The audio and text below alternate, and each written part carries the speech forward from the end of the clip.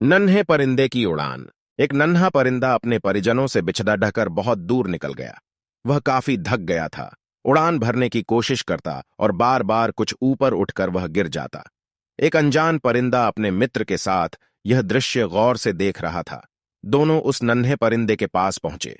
जब नन्हे परिंदे ने अपनी मुसीबत बताई तो अनजान परिंदे ने उसका मजाक उड़ाते हुए कहा, जब उड़ान भरना सीखा नहीं तो इतनी दूर निकलने की क्या जरूरत थी। उन दोनों की बातें सुनकर नन्हे परिंदे को काफी खींच हुई।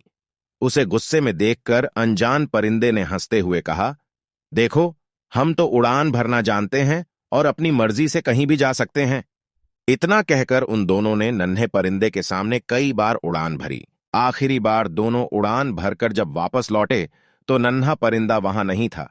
अनजान परिंदे ने खुश होकर अपने मित्र से कहा, लगता है नन्हे परिंदे ने उड़ान भर ली। दूसरे परिंदे ने कहा, हां, लेकिन तुम इतना खुश क्यों हो रहे हो? तुमने तो उसका कितना मजाक बनाया। अनजान परिंदे ने कहा, मित्र, तुमने सिर्फ मेरी नकारात्मकता पर ध्यान दिया, मगर वह मेरी सकारात्मकता पर ज्यादा ध्यान दे रहा था। उसने मजाक को अनदेखा करते हुए मेरी उड़ान भरने वाली चाल पर ध्यान दिया। पहले परिंदे ने कहा, जब उसे उड़ान भरना सिखाना ही था तो उसका मजाक क्यों बनाया? पहले वाले ने जवाब दिया, वह अपनी जीवन की पहली बड़ी उड़ान भर रहा था और मैं उसके लिए अजनबी था। अगर मैं उसे उड़ना सिखाता तो वह पूरी जिंदगी मेरे एहसान तले दबा रहता और आगे भी शायद ज्यादा कोशिश खुद से नहीं करता। अब वह पूरी जिंदगी खुद से कोशिश करेगा और दूसरों से कम मदद मांगेगा। यह कहानी एक महत्वपूर्ण जीवन सीख बताती है।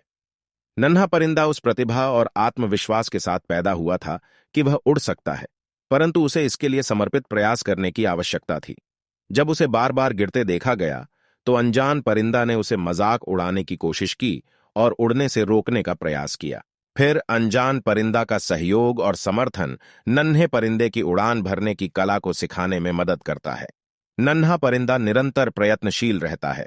आखिरकार नन्हा परिंदा सफलता प्राप्त करता है और अनजान परिंदा ने सिखाने की बजाय उसके आत्मविश्वास में विश्वास किया। इस कहानी से हमें यह सीख मिलती है कि जीवन में सफलता पाने के लिए हमें सकारात्मकता, परिश्रम और आत्मविश्वास की आवश्यकता होती है। हमें दूसरों की मदद करने में भी आनंद मिल सकता है, जो कि नन्हा परिंदा के मित्र ने दिखाया।